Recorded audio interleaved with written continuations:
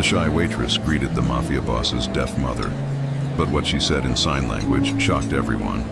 Subscribe now, or this might be our last meeting. Follow, comment, and share to stay connected. Don't miss out. Let's dive in. The chandeliers at Tramonto, a landmark Italian restaurant on Mulberry Street, dripped warm light like honey over a sea of dark suits and discreet whispers. Maya Alvarez adjusted her apron, cheeks flushed from the kitchen heat. She'd trained herself to glide, to be invisible, to never invite questions. Tonight, that plan shattered in 10 signed words. At table 7 sat Luca Moretti, the quiet man whose last name made other men speak more quietly. Beside him, a silver-haired woman with bright eyes watched the room with a patient smile. The woman tapped her glass twice and looked up, hopeful. Maya noticed the motion first, the particular way a deaf person tried to be seen in a world that forgot to look. She stepped closer, hands steadying the tray at her hip.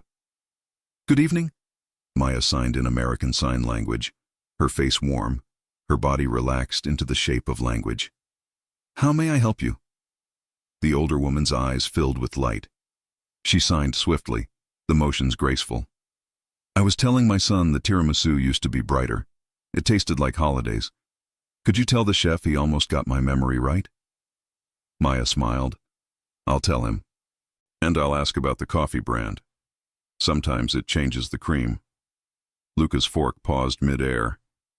His gaze, habitual steel, softened in a startled way that looked dangerous on him. Not because he was a threat, but because curiosity from a man like him became a mission. "You sign," he said, voice low enough to conceal how intrigued he was. "She signs very well."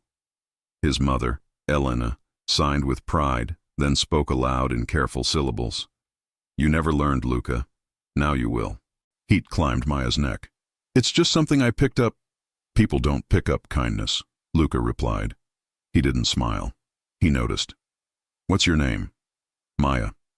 She bent, placing water at just the right distance from Elena's hand. "And this is a new roast, I'll confirm." Elena tapped her wrist, the universal sign for time. "Ask the chef before he forgets." She signed. Then, to Maya alone, "Thank you for not shouting at me like I'm far away." A laugh caught in Maya's throat. "You're not far away. People just don't know how to cross the room." When Maya turned, Luca's attention followed, the way a hawk tracks motion without moving its wings. She felt the weight of it, of being seen, and hated that part of her straightened to meet it.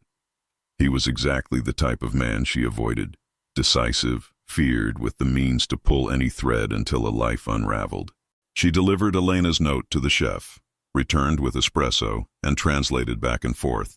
Elena's travel story about Palermo and the seaside, Luca's dry humor about his mother conscripting waitstaff into dessert reform movements. Maya kept her answers small.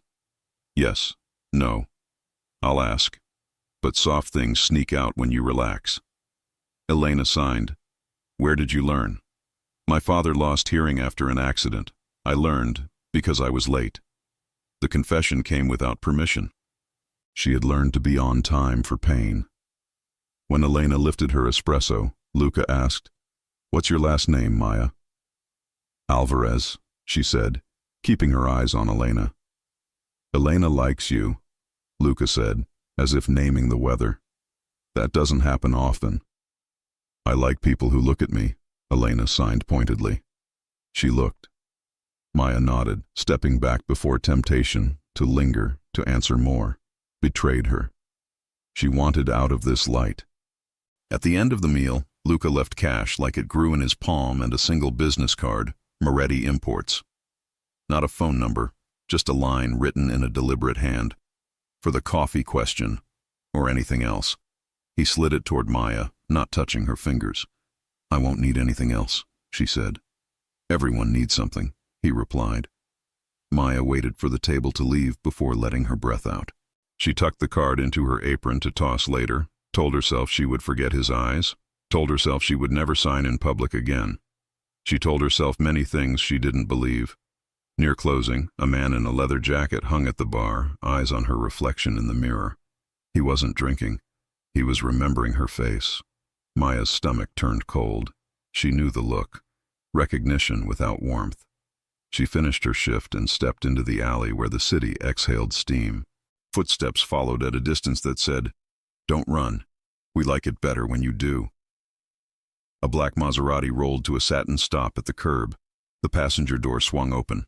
Luca's voice traveled like velvet over a blade. "Maya, get in." Her heartbeat did what it always did when the past smelled her name. Sped, then shrank. She should keep walking. She should never climb into a wolf's car. Behind her, leather jacket quickened. Maya slid into the seat.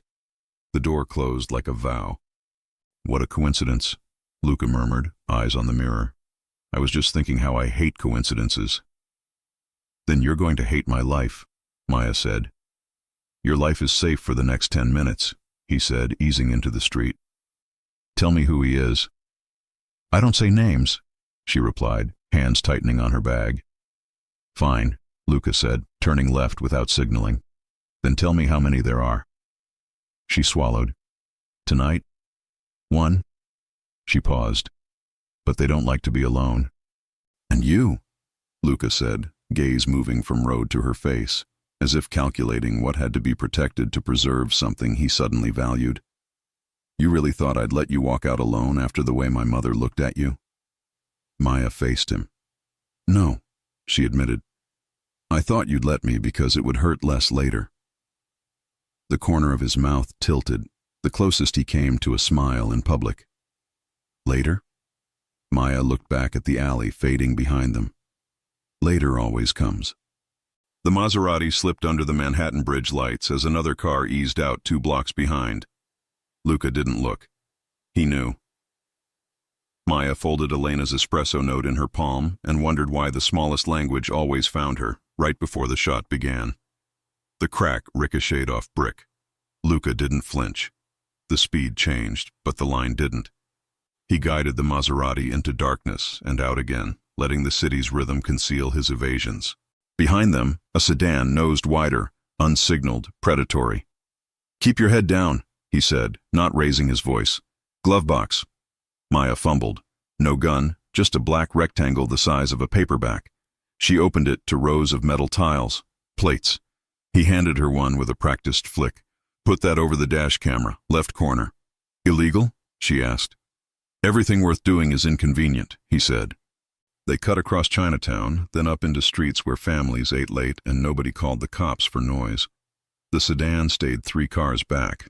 Luca's phone buzzed once. He didn't glance down. "Your friend at the bar?" he asked. "Not my friend." "An old debt?" he offered. "A rumor," she said. Luca's eyes tracked a slice of window. "Rumors don't wait in alleys." She almost said it. "He used to be my fiancé's runner." She caught the words with her teeth. New city, new rules, less speaking. "Pull into light," Maya said suddenly. "Please." Luca arched a brow. She signed it too, to Elena through the air. Light. He changed lanes without comment, sliding under a flood of deli neon. In reflection, the sedan hesitated. Hunters prefer shadows. "You sign when you're afraid," Luca noted. "I sign when I need courage," she corrected softly, "because I learned to speak again with my hands before I could with my mouth." He didn't push. That surprised her more than the gunshot. Men like him always press the bruise. He drove 2 more blocks, then pulled into a private garage whose door rolled up on sight of the car. He parked where concrete swallows sound. "Why here?" she asked. "Because my mother will kill me if I bring strangers to the house," he said. "And because you are not a stranger." Maya opened her mouth to argue and instead heard herself say, "Elena wants you to learn 3 signs by tomorrow." "What for?" "To prove you were listening." He inclined his head. "Teach me." She taught him thank you, sorry, brave. He fumbled the shapes, not used to asking his face to work with his hands. The sight, danger uncoordinated, made her laugh once, quickly. He glanced sideways, pleased like men get when they make rare children laugh. The elevator up smelled faintly of cedar. On the 10th floor, A door opened to a room that gave nothing away. Dark wood, simple lines, a piano nobody touched. Maya stood, caught between awe and suspicion. Rich men made soft rooms to disguise hard choices. "You can sleep here," he said. "There's security, but more importantly, there's discretion." Maya shook her head. "I have a place. You have a situation," he said, "and you have me until I understand it." She began to refuse again. Then the picture blinked behind her eyes. An old apartment buzzer, a folded note. "You should have kept quiet," in block letters. She stayed. When she re-emerged from a quick shower, Luca was at the kitchen island. Sleeves rolled, wrist bones clean like he'd never lifted anything heavier than a bottle of Barolo. But the scar at the base of his thumb said otherwise. "Coffee?" he asked. She took the cup and risked a look. "You don't ask many questions for a man who hates coincidence."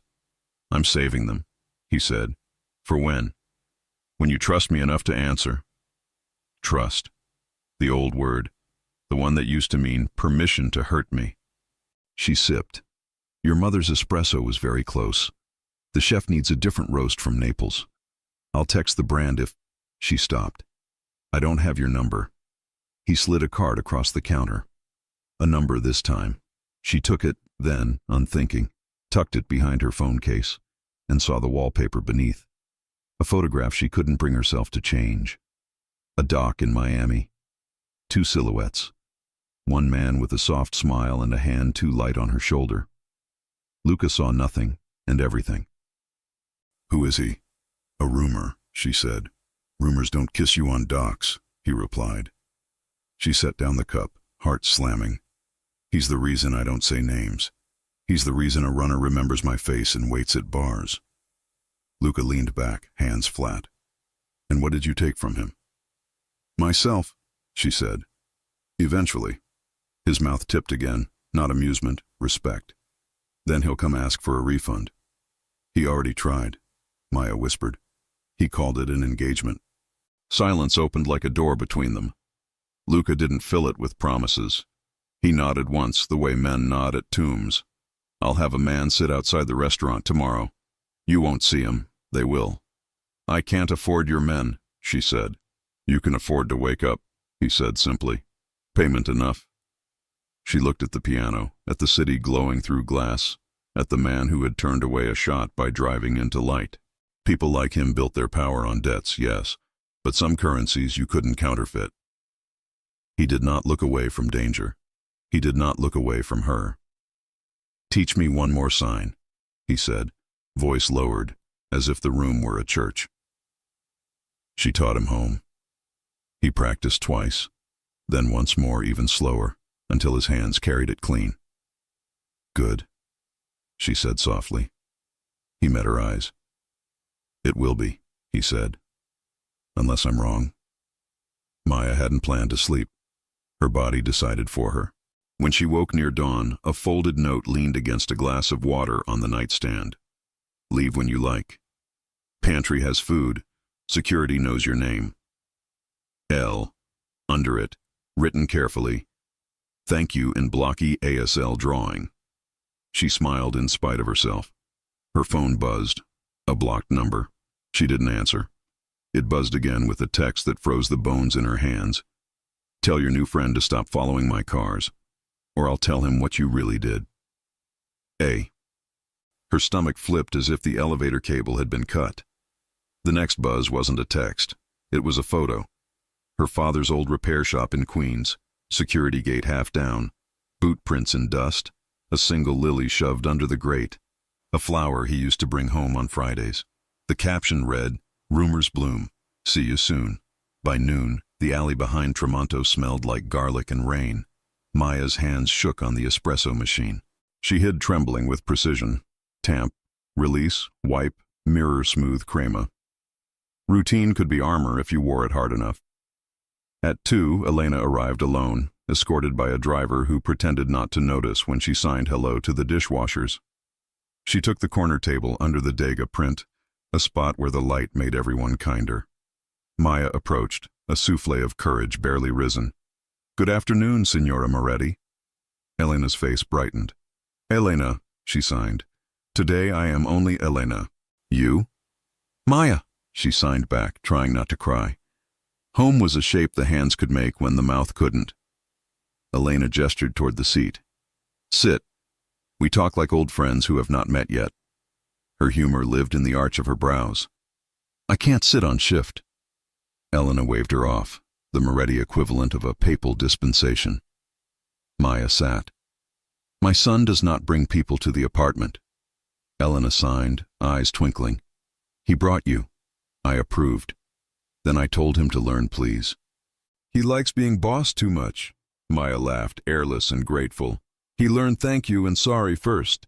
She signed. He said those are the most expensive words. Elena's smile softened. He pretends gravity.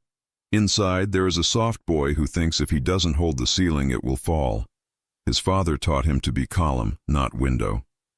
Maya filed the image in her chest. A column, not a window. It explained everything and nothing. She had to say it before she lost the nerve. A man from my past is watching me. She signed slowly. I don't want your family touched by that. Elena's hands paused. She reached across, squeezed Maya's fingers. You looked at me. Now I look at you. Then, tell Luca before the other man writes the story. I can't, Maya signed, because of what I did. Elena's gaze was gentle steel. And what did you do? Maya swallowed. I told the truth to the wrong person. I found numbers that didn't belong to the people who pretended to own them. Her mouth felt dry and full of old ash. I worked at a bank in Miami. My fiancé, Adrian, moved money with the Russo crew. I traced it. I thought I was doing the right thing. Elena's eyes sharpened at Russo. The sign lifted like a knife up a sleeve. And he framed me for theft, Maya said. Made sure my father's shop got a visit. Made sure every door turned into a mouth that said no. Elena didn't ask why she hadn't gone to the police. Some women don't ask because they already know. Then you come north, Elena signed, and you learn to be window again. Column, Maya corrected, smiling weakly. Elena tapped her temple. Column and window both. My son thinks you are window. He likes the light. She leaned in. Tell him about Miami, before Miami arrives. As if summoned, Luca walked in, not with his crew, but with wind, like weather you can't blame for being itself. He greeted his mother, kissed her cheek, then turned toward Maya as if his body recognized the sound she made standing still. Good afternoon, he said. Do I pass the test? Maya blinked. Which test? He signed, halting but careful. Sorry. Thank you. Brave. The shapes were rough. The facework was right. She bit back a smile. Elena clapped like a queen pleased by a peasant's juggle. Sit, Elena said aloud, tapping the chair with a ring that had been in their family longer than anyone living. Eat, then fix the coffee. They ate. Elena asking Maya for a silly story about customers. Maya inventing one that made Elena cackle. Luca watching like a man memorizing a language by ear. He waited until Elena excused herself to the ladies' room, then spoke without preamble. A photo was sent to your phone, he said. Your father's shop. Maya froze. How did you? I asked your name last night. I learned the rest this morning. He didn't say how. He didn't need to. Tell me about Adrian. She looked down at her hands, folded in her lap as if they'd been caught stealing. The words scraped coming out. We met in a compliance seminar. A humorless laugh. That's the joke. He was the guest speaker. I thought he believed in rules. Luca's eyes didn't change. He believes in leverage. He believes in making people small, she said. He used to put his palm on the top of my head when we argued, like training a dog. Shame flared and cooled. She hated telling him. She hated wanting him to know. What did you find? Luca asked, voice quiet. 4 accounts, shells stacked in shells, cash from Miami clubs, construction invoices that never built anything. I followed the names far enough to see Russo. Luca's jaw ticked once. You told Adrian. I told the man who told me to report anomalies to him first, she said flatly. I didn't understand how many doors he was. And then he framed you, Luca said, finishing the obvious step. He trashed your father's shop to teach you what silence costs. Maya nodded, throat tight. I ran. She let the truth sit between them like another chair. I should have gone to the authorities. I didn't. I told myself I was protecting my dad. Really, I was protecting what was left of me. Luca didn't recoil. He never would. He had known too many women who learned the cost of speaking in scars. You'll tell the rest later, he said. Now eat. I'm not hungry. Eat anyway, he said. You fight better on something besides coffee. She lifted her fork as Elena returned, eyes bright with mischief. I told Maria in the kitchen that my son is learning to say sorry, she announced. She fainted. Luca stood, kissed her knuckles, and for a second the city shrank to something soft. Maya wanted to keep it that size, just for one afternoon. Elena patted Maya's arm. Bring the coffee bag you like, she signed. Show him how to taste it. I don't teach men like your son, Maya signed back without thinking, grinning now. They don't like being wrong. Elena arched her brow toward Luca. He likes being wrong for you. Before Maya could respond, the front door chimed a bright, ordinary sound that made the air change. 3 men entered in clean suits, wearing the posture of law. The host froze, glancing at Luca. The tallest one flashed a badge. FBI. Luca Moretti? The agent asked, voice carrying. The room went whisper quiet. Elena's back straightened until she could have balanced a book on her head. Luca didn't turn. Afternoon, he said, bored as weather. You're interrupting dessert. We have a few questions. Then you have a reservation? Luca replied, deadpan. Because my mother hates waiting. The agent's mouth tightened.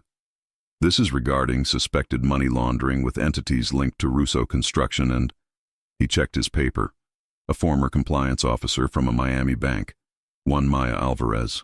Every muscle in Maya's body turned to wire. Elena's hand found hers under the table and squeezed a single message. Breathe. Luca's gaze slid to Maya, unreadable as polished onyx. Strange, he said to the agents mildly. I was just about to ask you the same questions. The lead agent's eyes skimmed the room and landed on Maya like a pin through silk. Miss Alvarez, he said, raising his voice, we need you to come with us. And because the city had a sense of humor, the door chimed again, admitting a man in a leather jacket who did not wear a badge, only a smile that knew where Maya kept her ghosts. The room held its breath the way rooms do when history walks in twice. The lead agent lifted his chin. Miss Alvarez, leather jacket, Adrian's runner from the bar, leaned a shoulder to the wall and pretended to admire the wine rack. Luca stood with unhurried grace, placing himself exactly between Maya and both dangers. You'll have to be specific, he told the agent. There are 3 Miss Alvarezes on payroll. The agent's gaze sharpened. This one, he said and pointed. Rude, Elena said clearly, in her bright, precise voice. Half the room startled. People always forgot deaf women could aim a sentence. She signed to Maya with the sharpness of knuckles. Stay. Then to Luca. Fix. Maya rose anyway. It's okay, she began. It isn't, Luca said without looking back. Sit. The agent's badge flashed again. Mr. Moretti, we can make a scene or you can let Miss Alvarez step outside for a few questions. You don't have a warrant, Luca said. You have bravado and poor timing. Are you refusing to cooperate? I'm refusing theater, Luca replied. Order coffee. Do your job faster. Leather jacket chuckled softly. Man's got jokes, he muttered, not hiding his voice enough. The agent flicked him a glance, measuring the wrong man. Maya knew a stupid escalation when she saw one. She moved around Luca's shoulder and lifted her hand so Elena could read her face. I'll go, she signed and said aloud, for the agent's benefit. If I have counsel. That can be arranged, the agent said, already stepping aside as if victory were a door he had opened himself. Good, Luca said, dialing. Because my counsel is very bored and loves brunch. Outside on the sidewalk, September light made even the squad cars look like props. The agent guided Maya to the curb as Luca followed with a stillness more dangerous than any shout. Two other agents positioned themselves like bookends. "Miss Alvarez," the lead began, flipping pages. "You were engaged to one Adrian Cole, formerly of Baystone National in Miami." The name cracked like old paint inside her chest. "I was. You left Florida approximately 12 months ago after allegations of internal theft that, curiously, were later dropped." "Why?" "Because they were false," she said. "And because power hates paper trails unless it owns them." The agent's mouth twitched. "You're very quotable." "I'm very tired," she said. "Do you know Russo Construction?" "I know what newspapers call them." "Do you know Russo as in the family that does not build anything but hides money and scaffolding?" Luca's eyebrow tilted. The agent pretended not to see him hear what he had not said. The lead shuffled pages. "We have evidence that Adrian Cole used you to move funds, that he fed your credentials to a third party, that when you tried to report it, he—" The agent paused, as if the next word tasted wrong. "Nullified your career." Maya swallowed. "The FBI read my story and skipped to the ending." "Why am I here?" "Because your name is on 3 internal memos sent to Cole's private account," the agent said. "We want an explanation that beats love is blind." She had it, the explanation. Evidence buried under fear. But the street had too many ears, and Leather Jacket's mouth had the memory of a recorder. "I won't speak without counsel," she repeated. The agent nodded once, as if he'd expected that. "Mr. Moretti," he said, turning, "we'll need access to your shipping ledgers." Luca made a sound that might have been a laugh in another language. "You can have whatever the court orders," he said. "But since your timing is so excellent, perhaps you'd like to ask Adrian Cole why he sent a man to follow my friend home." The agent blinked. "Your friend?" "Words evolve," Luca said. The agent turned just in time to see Leather Jacket smirk. Recognition flashed. "Mr. Cole can answer questions down at the field office," he said evenly. "We're done here for now." They weren't, of course. Nothing was ever done when men left without winning. The agents withdrew with a promise of paperwork. Leather Jacket peeled off the wall and followed them with his eyes, then flicked a cigarette into the gutter without lighting it. "Tell Adrian dinner's off," Luca said to him mildly. "I'm only the RSVP," the runner replied, hands wide. "But since you're being sociable, he wants his ring back." Maya's stomach turned to stone. "That ring is at the bottom of Biscayne Bay." "Then he wants you to bring him the ocean," Leather Jacket said and smiled. "Tonight, 9, Pier 17. "Tell him to meet me instead," Luca said. "Oh, he will," the runner replied. "He insists. Bring Window Girl if you like." The runner left with the insolence of a man who hadn't been stopped yet. Luca watched him disappear into traffic and then finally looked at Maya. "Pier 17, he said.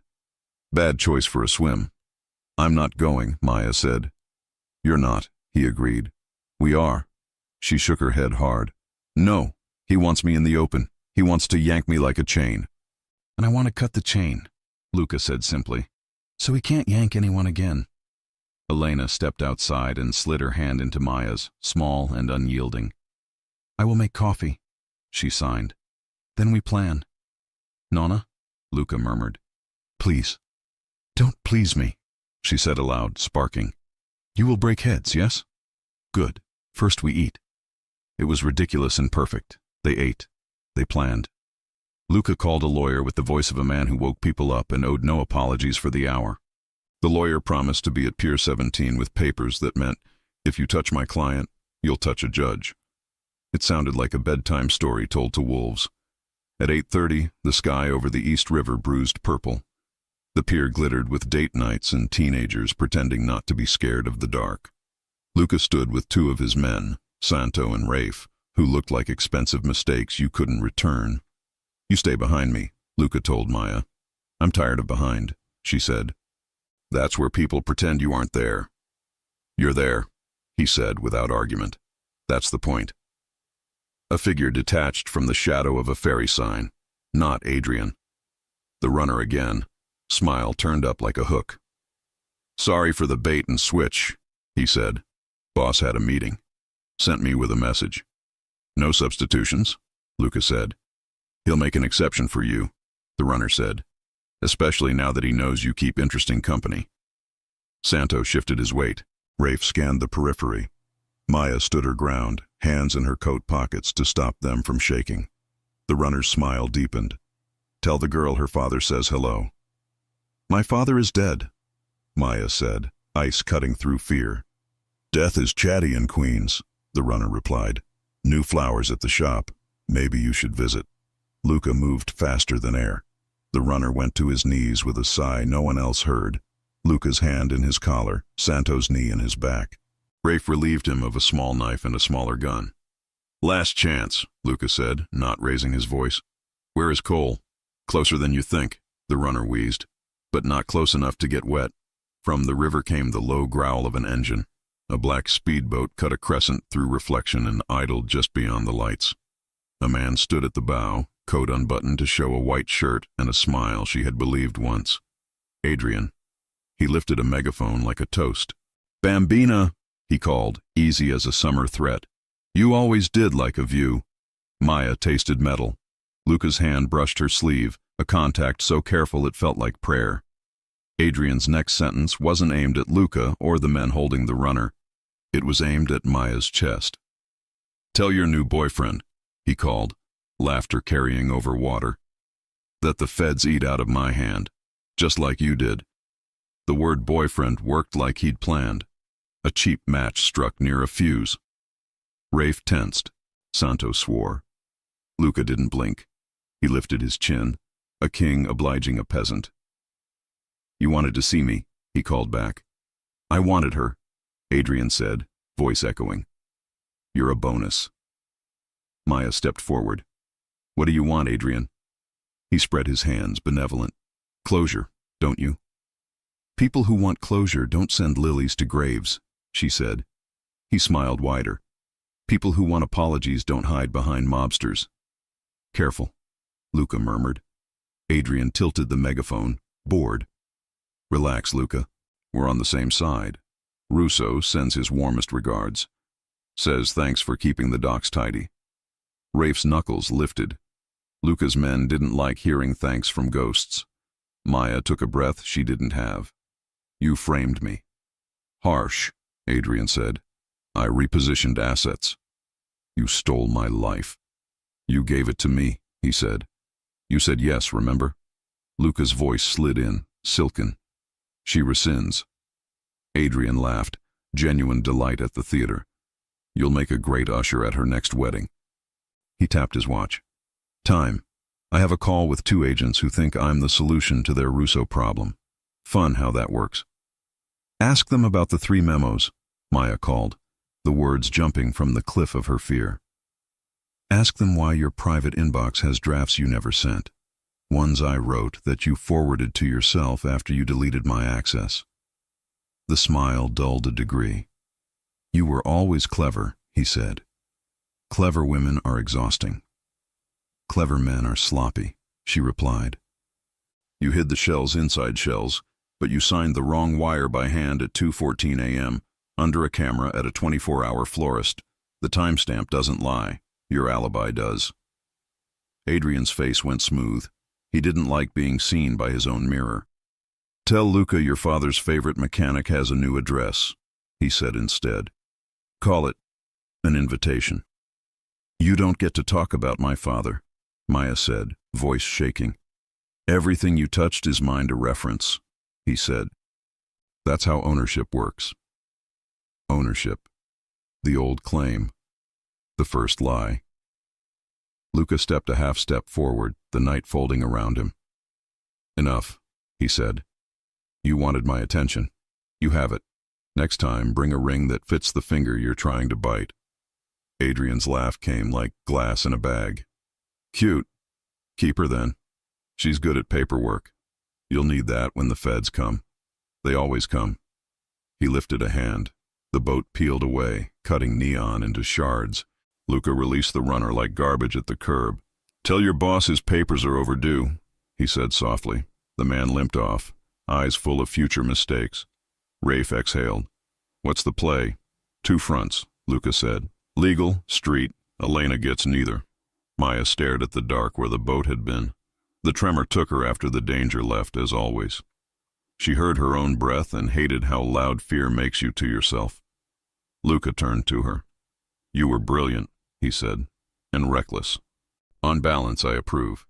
She let out a shaky laugh. "That's the nicest thing anyone's ever said after I yelled at a man with a megaphone." "Eat," he said. "I can't keep eating every time I confront a memory," she said. "You can," he replied, "until your body believes you again." They drove. He didn't ask if she wanted to go to his place or hers. He took her where she was safest. Elena's brownstone in Carroll Gardens. Quiet street, geraniums like stubborn hearts on the sill. Elena opened the door before they rang. Mothers hear tires they love. Elena looked at Luca first, reading the lines that hadn't been there this morning. Then at Maya, reading the quiver that wouldn't leave her hands. Elena cupped Maya's cheek, thumb warm and sure. "I have soup," she signed, "and a bat." Luca kissed his mother's forehead. "We'll take both." They sat at the kitchen table like people in a painting of family. Luca briefed, concise like war reports. Elena listened, filling bowls with minestrone. When he finished, Elena signed, "We make a list." "Of what?" Maya asked, already soothed by ritual. "Of what we can control," Elena signed. "Men think control is walls. Women know control is doors." They listed attorneys' ledgers, camera footage at a florist, the fact that Luca owned the adjacent building to the pier, and therefore the camera pointed at the river, he hadn't mentioned that part, and Elena's church ladies, who knew every patrol route from here to Bay Ridge. "We go to the FBI," Luca said finally. "On our terms, with evidence." "They already tried to make me theirs," Maya said. "Let them try again," he said, "but make them hungry first." Elena snapped her fingers to get both of their eyes. "No secrets in this house," she signed. "Secrets rot the floor." Maya nodded. "Then I have to tell you something I should have told you yesterday." The words scraped. "I kept copies of everything, in case the truth needed a lawyer." Luca didn't look surprised. He looked proud. "Good," he said. "We'll use them." She reached into her bag and placed a small, battered drive on the table. The room seemed to lean, the way rooms do when a new weight arrives. Elena whispered, "Brava," then louder in case a deaf son forgot what bravery sounds like. "Brava." Luca took the drive like a sacrament. "Tomorrow morning," he said. "My lawyer, my office. You tell the story once. He will do the rest." "And tonight?" Maya asked, exhaustion dragging at her bones like wet cloth. "Tonight you sleep," he said. "I can't." "You will," he said. "I'll sit in the chair." "I don't need—" "You'll sleep if you hear someone you trust breathing," he said simply. Trust. The word returned like a stray dog that insists it lives here. She didn't argue this time. She slept on Elena's sofa, blanket smelling faintly of lavender and lemon oil, while Luca sat in the chair, long frame folded awkwardly, every muscle at parade rest. He didn't move when the old brownstone creaked. He didn't look at his phone. He watched her breathe and quietly matched her rhythm. At 3 a.m., a soft thud sounded at the back door, a letter pushed under, the coward's knock. Luca rose like tide, silent and absolute. He lifted the folded paper with gloved fingers. No return address. One sentence printed in block letters. "She belongs to who feeds her." Elena appeared in the doorway, hair braided down her back like a woman who fights tidy. Luca handed her the note. She read, then looked at the door as if it were a disobedient child. "Then we feed her better," Elena said, and turned on the porch light as if illumination were a weapon. At 7:12 a.m., Luca's attorney called with a voice that belonged to a very awake buzzsaw. "Bring your friend," he said, "and bring that drive. The bureau just served me a subpoena. with Adrian Cole's signature on the informant paperwork. By 8:02 a.m., the elevator opened into glass and steel, the kind of office that made people lower their voices and check their posture. Luca walked first, Maya beside him. Elena refused to stay home, and now sat primly in a leather chair in the reception, a knitting bag at her feet like a decoy. A brass plaque on the wall read, "Vance and Keller, Counselors at Law." Charles Vance came out with the expression of a man who drank jet fuel and called it espresso. Mid-40s, suit like a decision, a jaw made for telling judges no. He clocked Luca, nodded at Elena, and turned to Maya with a gentleness that didn't fit his edges. "You must be Ms. Alvarez." His handshake was brief, warm. "We're going to build a bridge and set a fire under it. May I see the drive?" Maya handed over the battered stick. It has copies, draft memos, raw transaction logs, metadata screenshots, and 2 short clips from the bank's lobby cams the night the theft occurred. "Alleged theft," Vance corrected, already striding toward a conference room. "Words are clay. We picked the mold." Inside, screens bloomed to life as his paralegal worked. Vance didn't waste seconds. "The Bureau shoved a subpoena under my door at sunrise," he said. "The cover sheet flags you, Luca. The attached affidavit leans on Russo Construction, a shell in Newark, and an informant identified only as CIA. Maya's stomach nodded. "Adrian." Vance smiled without humor. "Cole got himself a halo with a crooked nail. He's feeding them, and he wants to plate you with the same fork. Good news is he can't eat and talk at the same time. We will fill their mouths." He clicked to the first file. On screen, a draft email Maya had written to the bank's internal hotline, never sent. The metadata pane sat to the side like a small truth with sharp teeth. Drafted 0213 a.m. Device, MAMB01. Last accessed 0216 a.m. Device, ACMB03. "Cole opened your draft from his laptop minutes after you saved it," Vance narrated. "Then he forwarded a modified version from your credentials to his private account at 3:02. Classic piggyback. Rookie arrogance." Maya forced her hands flat to the table. "He assumed I wouldn't know how to pull device IDs. People who count money underestimate people who make it honest," Vance said, switching to the florist clip. "And this chef's kiss." The image froze on Adrian's shoulder under the florist's midnight camera, pen in hand, scrawl on a courier sheet. The timestamp glowed bright as a firefighter's helmet.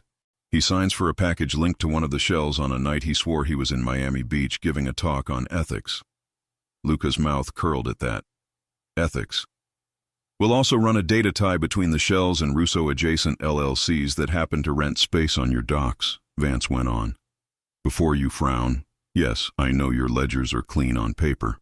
I also know somebody is smearing fingerprints on them to make them look like yours." "Somebody inside," Luca said, the words flat as a drawn blade. Vance didn't contradict him. He raised a palm toward the paralegal. She slid a printout across the table. Port sublease schedule, Pier 14.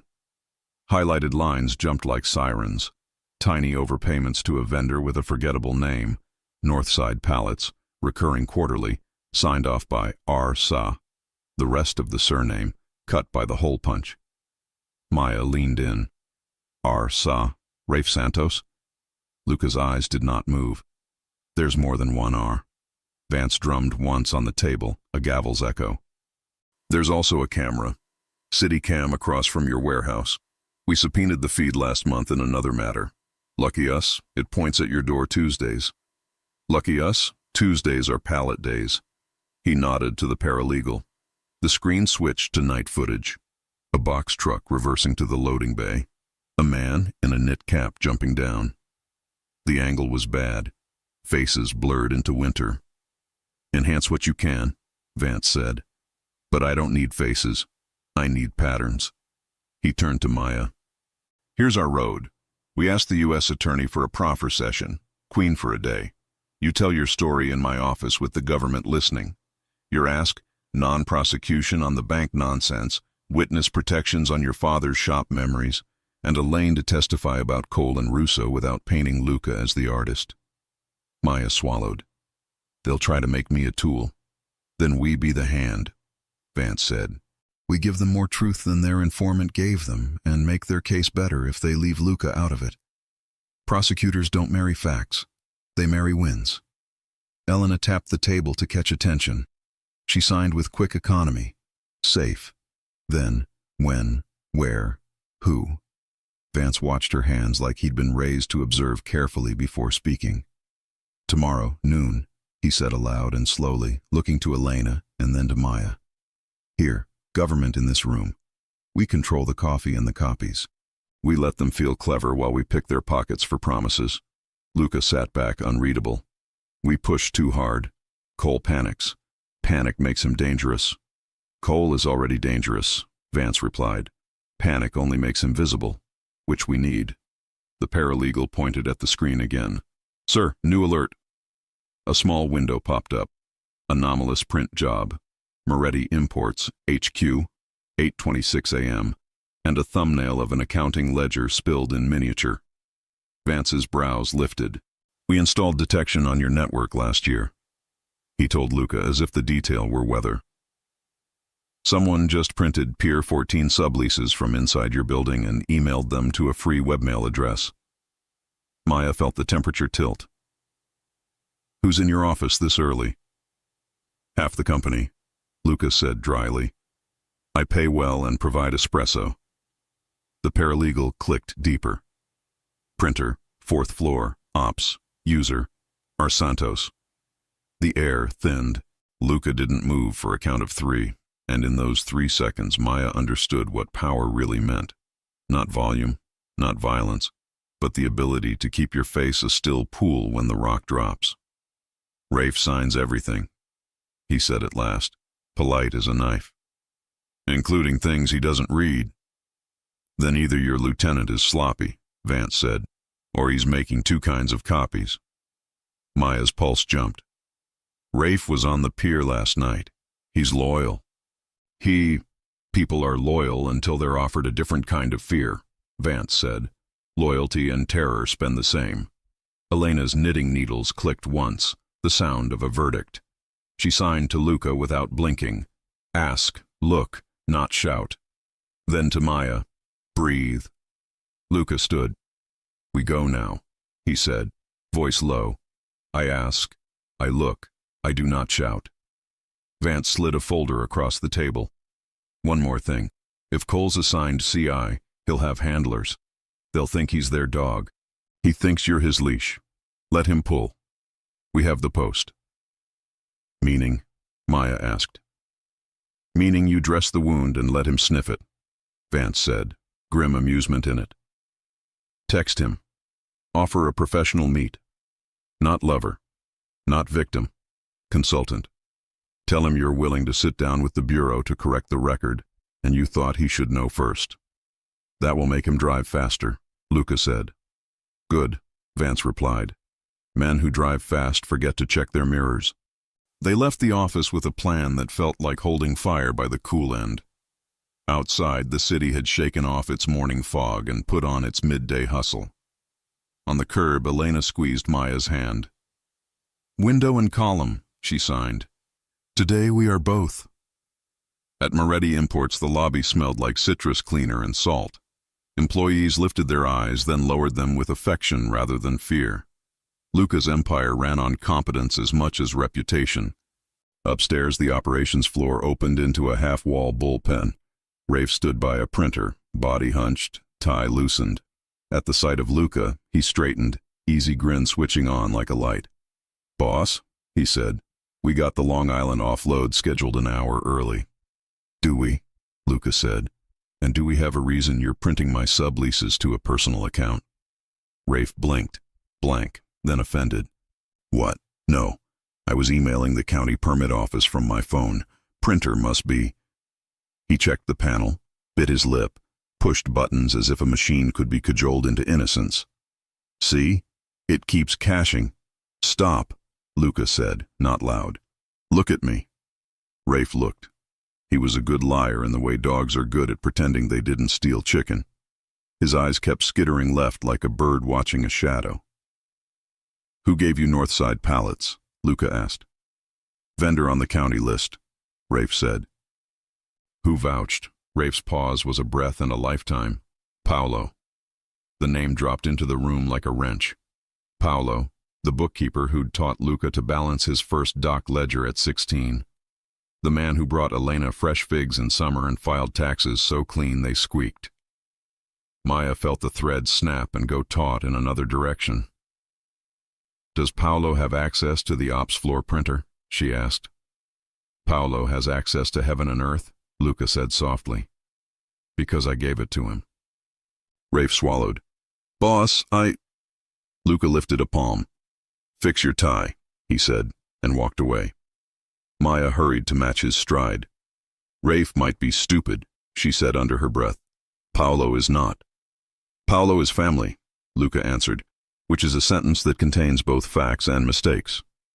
They reached the end of the hall where a glass-walled conference room looked over the harbor. The skyline cut the horizon like a promise you could almost afford. Luca tapped the glass. "Every Tuesday, Paolo meets the auditors here. Except last Tuesday he met no one and ordered sandwiches for 2. "You have the camera," Maya said. Luca's mouth tightened. "We had the camera." He held up a small thumb drive in a plastic evidence bag. "Someone swapped it at 7:40 a.m. and returned it at 9:15. Nothing on it but a screensaver and an old Sinatra song." "Which one?" Maya asked absurdly. "All the Way," he said, and something like pain crossed his face and left. Her phone buzzed. "Adrian." The text preview showed only the first sentence. "Lunch sounds charming. Bring your new—" She didn't open it. She could feel the heat of it through glass. "Vance wants me to bait him," she said. "I want to gut him," Luca replied evenly. "We will compromise." He pushed open the door to his private office. The room smelled faintly of cedar and rain from a coat hung to dry. Sun fell across the piano in the corner, black lacquer like a calm sea. Luca crossed to his desk, reached for a drawer, stopped. "What?" Maya asked. He didn't answer. He went to the piano, lifted the fallboard. For a beat, there was only the quiet thrum of the building's heart. Then he slid his hand under the soundboard and came up with a matchbox-sized device taped to the wood, black with a pinhole and a dead red LED. "A bug," he said, voice gone winter. Maya's skin prickled. "How long?" "Long enough," he said. He turned the device, saw the brand. Cheap, common, disposable. And the way the tape had been torn on a slant. He had taught Rafe to rip tape like that to keep his fingerprints off. He had watched Paolo cut tape straight as scripture. Something white fluttered from where the bug had sat. A folded square, thin as a receipt. Luca opened it with care. 2 block-printed words stared up, all teeth and cheer. "Nice window." He closed his hand around the paper so slowly it felt like an oath forming. The quiet in the room deepened until Maya could hear only the small song of her own breath and the faint, remembered shape of Elena's last sign that morning. "Fix." "Luca," Maya said, throat dry. "What do we do?" He set the bug down on the piano with the same care he used for his mother's teacups. When he spoke, it was the voice he saved for weather he intended to change. "We close the window," he said, "and then we find out who opened it." Her phone buzzed again. Adrian, patient as rust. Maya stared at the message she hadn't read yet and realized that whatever they said to the government tomorrow would be the second most dangerous conversation of the week. Because the first one had already started, here, in this quiet room, with a piano that had been listening. The office intercom crackled, Elena's voice, tight with something Maya had never heard there before. "Luca," she said, "police just called me from Queens. Someone broke into your father's old shop. They left a ledger on the workbench, with your name on every page." Queens smelled of motor oil and ghosts. By the time Luca and Maya arrived, yellow tape fluttered in the October wind like surrender flags. The old sign, Moretti and Son Auto Repair, still clung above the awning, letters fading but stubborn. Inside, the air carried burnt dust and old steel. A uniformed officer looked up from his notepad. "Detective said you'd want to see this, Mr. Moretti." Luca nodded once. The man stepped aside, revealing a workbench scarred by decades of wrench marks. On top, a ledger, leather-bound, edges blackened as if someone had tried to burn it and lost their nerve. Every page neatly filled, dates, invoices, signatures, L. Moretti written again and again in precise, damning loops. Maya's breath hitched. They want the Bureau to think it's yours. They want me busy explaining smoke while they steal fire, Luca said. He flipped through pages, container IDs, wire amounts, all real numbers, but twisted. The handwriting was perfect. Too perfect. This isn't forged, Maya whispered. It's traced. He glanced up. Explain. Cole used scanned signatures, overlays. The ink weight matches across pages. That only happens if someone copied from a digital template. The officer cleared his throat. We logged it as evidence. You can't. I can look, Luca interrupted, calm as cold coffee. My father's name is on it. That makes it personal. Maya ran a finger along the margin, stopping at a faint smudge. Coffee ring, oval, partial. Not yours, she murmured. Rafe's desk always had. Luca's silence hardened. We go. Outside, sirens blurred into city hum. Maya caught his sleeve. If Rafe's dirty, Paolo's helping him. He wouldn't have the access alone. Paolo taught me to sign checks, Luca said. If he's teaching others now, I'll return the lesson. They drove to Paolo's townhouse in Astoria, a neat brick facade with curtains too still for morning. No answer to the first knock. The second. The third came from Luca's boot. The door swung inward on quiet hinges. Inside smelled of paper and lemon polish, and emptiness. No photos, no dishes, no sound but the ticking of a clock left behind. On the dining table, a single envelope rested beneath a small ceramic saint. Luca tore it open. You built the column. I just sold the marble. Don't follow. I left you one clean door. Use it before the walls come down. P. Maya read over his shoulder, heart pounding. He's warning you. He's warning himself, Luca said. People who think they can walk out forget the city has corners. He pocketed the note. His phone buzzed. Vance. Our friends at the Bureau moved up the meeting. 10 a.m. today. Bring the drive. And whatever bomb just landed in your lap.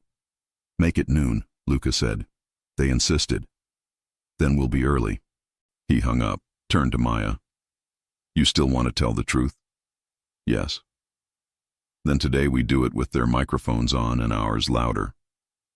The Bureau's Manhattan field office rose from the street like a gray sermon. Inside, glass walls reflected too much honesty. Vance met them at the checkpoint, folders under one arm, sarcasm under the other. Agents Geller and Moore, he said, nodding toward two figures at the end of the corridor. One brisk, one bored. Try to remember they think they're the heroes. Conference room. Recorder light blinking red. Vance opened.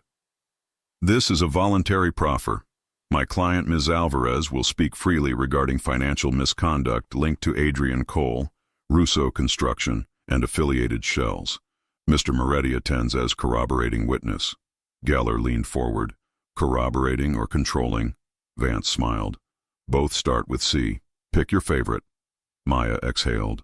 A year ago I discovered 4 accounts. She told it clean. Timestamps, transfers, the florist, the theft that wasn't. Each word a stone laid straight. When she finished, Moore slid a photo across the table, the burnt ledger. Recognize this? Yes, she said. It's fake. Interesting. Our lab says genuine ink, genuine paper, genuine signature. Signatures copied, she replied. Overlay test the loops. You'll see repetition down to the pixel. Geller frowned. You seem confident. I built the audit protocol you'll use to prove it, she said. Page 12. Silence stretched. Then Moore tapped the folder. Who else knew you'd testify today? Adrian Cole, she said, and whoever listens to Luca's piano. Vance slid a small bag onto the table, the bug. Recovered this morning. You might check Bureau procurement. Cheap models, but your Miami office likes imports. That landed. Geller's jaw flexed. We'll verify. Do, Vance said. While you're at it, check Pier 14 permits. One vendor's been sending ledgers to ghosts. The recorder's light winked off. Meeting adjourned by unspoken mutual exhaustion. As they left, Geller murmured to Maya, "Watch your six. Informants get creative when cornered."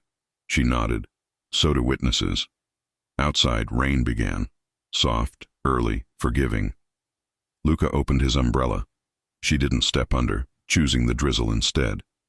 "You did well," he said. "I told the truth." Same thing. They reached the curb where his car waited. Across the street, traffic parted, and Rafe stood beside a black sedan, phone to ear, eyes on them. When their gazes met, his face went blank. Then he turned, ducked into the car, and vanished into rain. Maya gripped Luca's arm. "He's running." "No," Luca said, voice low. "He's leading." "Where?" Luca watched the retreating taillights, mind already tracing routes and betrayals. To whoever paid for marble. The phone in his pocket vibrated again. "Unknown number. Text only. Pier 14. Tonight. Come alone." Below it, a photo. Paolo, bound, bruised, and still alive. The East River wore a coat of fog thick enough to swallow secrets. At midnight, the docks looked like ghosts lined up for confession. Containers looming, cranes frozen mid-gesture, water lapping against pylons like a heartbeat out of sync. Luca killed his headlights a block early. The note in his pocket crinkled as he breathed. Pier 14. Come alone. But alone was a luxury he couldn't afford. In the passenger seat, Maya pulled the hood of her rain jacket tighter. "If it's a trap, it is," he said simply. "The question's who it's meant for." She checked the Glock Vance had insisted she carry. Her hand still shook. "You sure about walking into this?" "No," Luca said, pushing open the door, "but I'm sure about walking out." They moved through puddles, slick with diesel sheen, the silence between them heavy with words unsaid. A gull shrieked overhead, then silence again, too clean, too deliberate. At the far end of the pier, a single floodlight carved a circle of truth. Inside it, Paolo sat tied to a chair, mouth gagged, one eye swollen shut. Standing behind him, Rafe, trenchcoat open, pistol low, face unreadable. "Stop there," Rafe called, voice echoing off corrugated steel. "No closer." Luca's jaw tightened. "Let him go." "Can't," Rafe said. "Orders." "Cole's." "Higher." Maya's breath caught. "Who's higher than Adrian Cole?" The answer came from the shadows, a smooth voice laced with expensive bourbon. "Me." Adrian Cole stepped into the light, rain glistening on his tailored coat. He looked every inch the gentleman assassin, silver cufflinks, shark eyes, smile built on leverage. "Mr. Moretti," he said pleasantly. "Ms. Alvarez, what a charming reunion." Luca's fingers twitched near his jacket. "You've got 5 seconds." "Before what? You redecorate the pier with bravado?" Cole tilted his head. "I invited you for conversation. Violence is optional." He nodded toward Paolo. "Your accountant overstepped. Sold ledgers to a bidder who pays better. I wanted to see if loyalty still has a market value." Paolo groaned through the gag. Rafe's gun didn't move. Maya stepped forward. "You set us up. The ledger, the bugs, the bureau. I curated the narrative," Cole interrupted. "You two were wandering toward inconvenient honesty. I needed witnesses who would testify exactly what I scripted."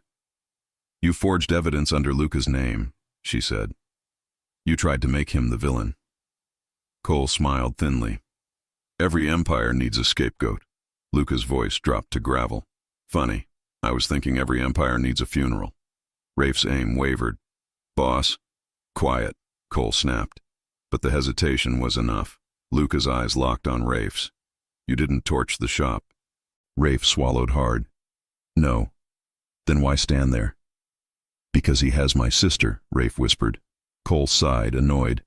"I told you sentiment would kill you." Maya drew her gun. "Then let's test that theory." Cole's men spilled from the darkness, 4 shapes, silencers glinting. The circle of light shrank under their shadows. Luca lifted his hands slowly. "You want me alive, or this meeting never happened?" Cole smirked. "Alive, yes. Intact, negotiable. Then came the sound that changed everything. A distant wail of sirens. Closer, louder, overlapping. Cole's expression froze. "You called them." Luca nodded toward Maya. She told the truth. They listened. Cole's eyes went flat. "Kill them." Chaos detonated. Gunfire shredded fog. Maya dropped behind a crate, returning fire in sharp, disciplined bursts. Rafe spun, elbowed the nearest thug, grabbed his weapon mid-fall. Paolo kicked his chair backward, breaking the rope on impact. Luca lunged for Cole, but the old fox was already retreating toward a waiting SUV. "Adrian!" Luca roared, bullets sparking off steel. "You run tonight. You never stop." Cole slipped into the darkness, tires screaming as the SUV vanished up the service ramp. The sirens reached the pier. Bureau vans, uniforms flooding the scene. Rafe lowered his gun, breathing ragged. "My sister, address is in his phone. Go." Agents swarmed them, shouting commands. Vance was among them, coat flapping like a banner. "Hands where I can see them. Wait, Luca? Maya? Jesus, you two look like a crime scene." "Because we are," Luca said. He turned toward the empty ramp. "But not the one that matters." Maya reached for his arm. "We have proof now." Cole's voice, the setup. "Proof means nothing if he vanishes," Luca said. "He's heading for the docks or the jet. He won't hide. He'll rebuild." Vance stepped closer. "Then we burn what he builds." Luca stared into the night where Cole had disappeared. "He tried to write my ending," he said quietly. "Tomorrow I write his." As dawn bled across the skyline, Maya's phone buzzed. A text from an unknown number. "He won't run. He's going home." Attached, a photo of a mansion on the cliffs of Montauk, and Cole's silver cufflinks on the railing. Montauk waited beneath a bruised sky. The sea hurled itself against the rocks like a warning no one ever heeded. Cole's mansion rose above the cliff, glass and stone, all sharp edges and arrogance. A house built to defy storms and invite ghosts. Luca parked half a mile down the service road. The ocean wind cut through his coat, salt biting his throat. Maya followed close, flashlight off, pistol steady, her hair whipping like a banner of defiance. "He sent the photo himself," she whispered. "Why?" "To prove he still controls the board," Luca said. "He wants me to come." "Then he's ready for you." He glanced at her. "Everyone's ready until the tide turns." They moved along the cliff path, boots silent on wet stone. Below, the surf crashed like distant artillery. In the distance, faint lights blinked, not stars, but patrol drones tracing invisible perimeters. At the gate, a keypad blinked green. Luca studied it, fingers brushing worn metal. Rafe said Cole used the same codes for every property. Try 1001. Maya keyed it in. The gate side open. They slipped through shadow to the rear terrace, glass walls revealing a museum of wealth. Marble floors, oil paintings, a piano gleaming like a confession. Luca froze mid-step. On the piano sat a single wine glass, half full, still warm. "He's here," Maya breathed. A voice drifted from the darkness.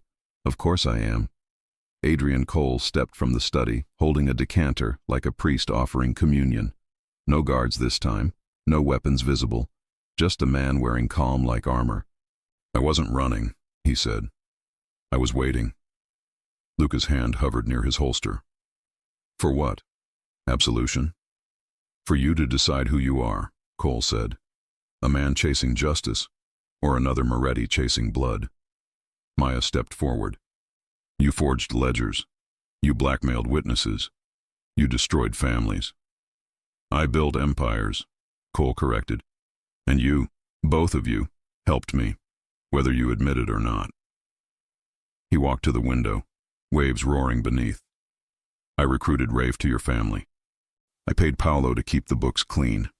I made the bureau look the other way. Without me, the Morettis would still be fixing carburetors. You made corpses, not careers," Luca said. Cole turned, eyes cold. "Spare me the sermon. You think your father stayed clean? He took my money too. You just never looked close enough." The words hit like shrapnel. Maya saw Luca's knuckles whiten. "He's lying." "Am I?" Cole asked softly. Ask Vance why your father's name is on sealed transport manifests. Ask the Bureau who moved contraband through Queens for 20 years. Everyone sins, Luca. I just charge interest. Luca took a step closer. You don't get to rewrite my father. Then prove me wrong, Cole said. Take the files in my safe. Turn me in. But remember, if you open those pages, you'll see your bloodline written in ink you can't wash off. For a moment, silence. The sea. The rain. Then Maya spoke. You're bluffing. He doesn't need your poison. Cole's gaze softened, almost pitying. He needs the truth, Ms. Alvarez. You both do. He turned his back, deliberate, dismissive, and poured another drink. Luca drew his gun. Stop. Cole froze, but didn't turn. Go on, kill me. It's what he would have done. Who? Cole smiled faintly. Your father. The word cracked the air. Maya's voice broke through. Luca, don't. That's what he wants. Luca's breath came slow, controlled. The muzzle trembled, not from fear, but from memory. His father's hands, the shop, the ledger. Cole glanced over his shoulder. You think justice comes from restraint? Justice is a myth told by men too weak to finish the job. The gun lowered. No, Luca said quietly. Justice is surviving long enough to tell the story. He nodded toward Maya. She stepped to the sideboard, pressing a tiny recorder Vance had given her. Light red, blinking. Cole's smirk faltered. Luca's voice turned steel. You admitted to forgery, manipulation, federal interference, and accessory to murder. Cole straightened slowly, realizing too late the walls had ears. You think a tape stops me? No, Luca said. But the Bureau outside might. Cole blinked, then laughed, short and sharp. They're not. Floodlights flared through the rain. Tires screeched on wet gravel. Shouts carried over wind. Cole's mask slipped. You called them? I told the truth, Maya said. Footsteps thundered at the door. Cole lunged for the decanter, but Luca moved faster, slamming him back against the piano. Glass shattered. Wine bled across ivory keys like spilled confession. Agents burst in, weapons drawn. Adrian Cole, you're under arrest for fraud, racketeering, obstruction. Cole looked up, a ghost caught mid-prayer. You'll regret this, Moretti. You think you're free now? You're just taking my place? Luca met his gaze. No. I'm breaking your circle. They dragged Cole out, rain swallowing his curses. For a moment, only the storm remained. The sea, the wind, the sound of waves erasing footprints. Maya touched Luca's arm. You did it. He looked past her, toward the horizon where night bled into gray. Not yet. He wasn't lying about my father. The Bureau sealed those files for a reason. So we find out, she said. Together. He nodded slowly. Together. Outside, lightning split the sky, illuminating the cliffs. And in the distance, a lone figure watched from a parked car, face hidden, eyes fixed on the house. The next flash of lightning revealed what they couldn't see. Vance, gripping a dossier marked Moretti, Salvatore, classified.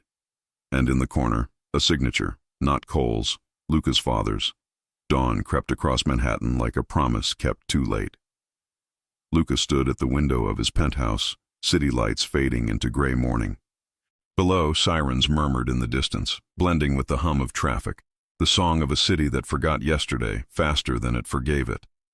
On the counter behind him lay a sealed dossier, edges damp from rain. Moretti, Salvatore, classified, stamped with bureau markings, signed in a hand he knew as well as his own. Maya stepped from the hallway, hair damp, eyes soft, but alert. You've been staring at it for an hour. I thought the truth would feel lighter, Luca said. Turns out it just weighs different. She crossed to him. You don't have to open it alone. He hesitated, then broke the seal. The paper crackled like old gilt.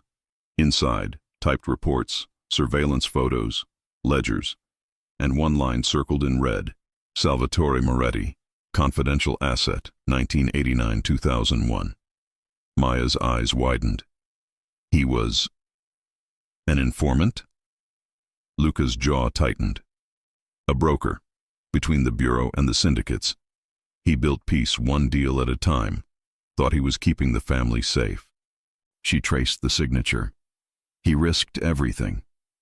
He sold everything, Luca said quietly, including the truth. Another page, names, transactions, files sealed under immunity. At the bottom, handwritten notes. If they come for my son, give him this. Let him choose the bridge or the fire. Maya looked up. He left this for you, or for the man he hoped I'd become. Silence stretched, filled with the sound of their breathing, the faint echo of rain against glass. Finally, Luca exhaled. He made deals with devils, but he believed he was saving us. Maybe that's the curse, thinking you can build a bridge out of blood. Maya laid a hand on his chest, then build something else. He looked at her, at the woman who'd walked through every shadow beside him, who'd taught him that mercy wasn't weakness, that truth didn't have to be loud to be real. What if the Bureau uses this? He asked. Turns his sins into my shackles? Then we write our own record, she said. Tell them everything, before they can twist it. The idea settled like sunrise, slow, inevitable, warm. Luca nodded. No more ghosts. By noon, they sat across from Geller and Moore in the same glass room where the storm had started. Vance stood behind them, arms crossed, face unreadable. Luca placed the dossier on the table. You want the truth? Here it is. My father built peace by making enemies believe they were winning. He sold favors to both sides, but he never sold people. Geller studied him. You're not your father. No, Luca said, but I'll carry what he couldn't. Maya slid a USB drive across the table. Everything Cole forged, everything we found, signed statements, audio. You'll have enough to bury his empire 10 feet deeper than he buried the truth. Moore nodded slowly. You realize this puts you on record. If we open these files, your family's name goes public. I'm counting on it, Luca said. You can't erase a shadow unless you shine the light. Geller glanced at Vance. You sure about this? Vance shrugged. He's a Moretti. They don't do half measures. The agent signed the form. The red light blinked on. This time, Luca didn't flinch. When it was over, they walked out into sunlight. The sky had cleared. Blue stretched wide like forgiveness. Maya squeezed his hand. What now? Luca looked toward the city. Bridges spanning the river, cars moving like veins. Now we build something honest. Something worth the blood it took to get here. She smiled. Together. Always. Weeks later, the headlines told the story. Cole sentenced. Corporate tyrant falls as testimony exposes national network. Moretti family cleared. Father revealed as peace broker. Son as key witness. Martinez Alvarez Initiative. New foundation funds rehabilitation and reform. At the dedication ceremony, cameras flashed. Maya stood beside him, wind catching her hair, her hand anchored in his. Behind them, a new sign gleamed in bronze, the Moretti Bridge Center for Redemption. Luca stepped to the mic, voice steady. My father believed in building bridges. I believe in walking them, even when they shake. This city taught me that truth and mercy can live in the same heart. So can love and strength. We're proof. Applause rose, echoing against glass towers. Maya leaned in. You did it. No, he said softly. We did. As the crowd dispersed, she turned to him. Where to now? Home, he said. Wherever we can see the water. I want to build something that lasts longer than fear. She smiled, eyes bright. You already have. He slipped his arm around her waist, leading her toward the waiting car. The city stretched ahead, alive, forgiving. The bridge glittered behind them. Steel, sunlight, second chances. And for the first time in years, Luca Moretti felt light. Not because the past was gone, but because he'd finally learned to carry it right. If you enjoy stories like this, take a moment to subscribe to the channel. That's how I'll know you truly liked it. Even if you're watching on your TV, grab a second to join this family of fans who love emotional and heartfelt stories. Your support means everything, and it helps us bring you even more tales like this one.